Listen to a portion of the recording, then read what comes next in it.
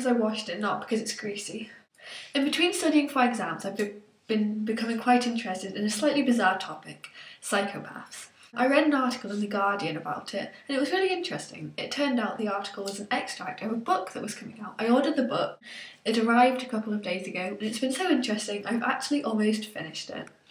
This is the book. Psychopath basically is someone who has an abnormal lack of empathy, someone who can't feel true emotion, but who can mask this inability and appear outwardly normal. They're born that way and can't really be cured. Now, psychopaths are diagnosed by something called the Hare test. It's only really meant to be used by trained and qualified psychiatrists because the findings that you are a psychopath could have huge consequences for your future. However, I'm obviously not a psychopath, so I thought it would be quite interesting to do myself, and at the same time you could possibly do yourself. So there are 20 criteria and you score yourself for each one out of 3. 0 if it doesn't apply whatsoever, 1 if it somewhat applies, and 2 if it fully applies. Let's begin. Glibness, superficial charm. I'm going to give myself a 0. This is defined as the tendency to be smooth, engaging, charming, slick, and verbally facile. This is so not me, it's ridiculous. Number 2, grandiose sense of self-worth. Again, 0. Number 3, pathological lying. Now this one is interesting. At first I thought I should give myself a 1 because I don't lie about big things, but say I'd eaten some chocolate that I wasn't allowed to eat and my mum came up to me and asked me if I'd eaten it, it's just my complete first instinct to say no, I didn't eat it. Joe, my brother, might have eaten it, I didn't eat it, and that's somewhat pathological lying. And I looked up pathological lying and it seems so much more sinister than just eating chocolate and lying about that, but I'm still going to give myself a 1.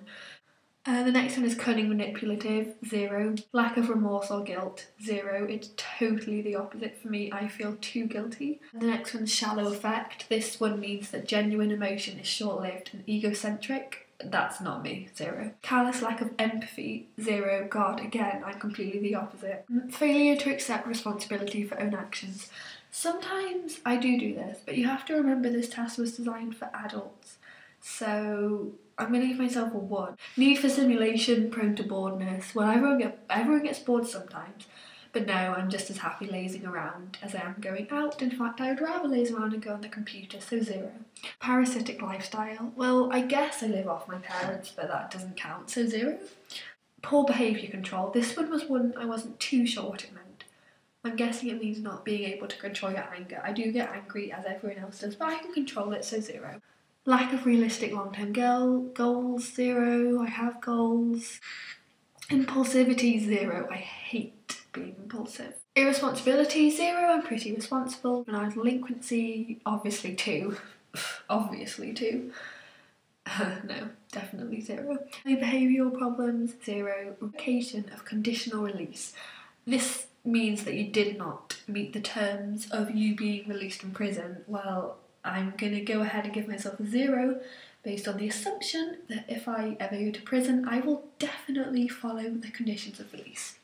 Promiscuous sexual behaviour, yep, 0. Many short-term marital relationships, 0. Versatility, another one I had to look up. This just means a diversity of types of criminal offences. Nope, 0. I have a score of 2 in total. That's pretty good. And I wasn't even sure whether to give myself those 2.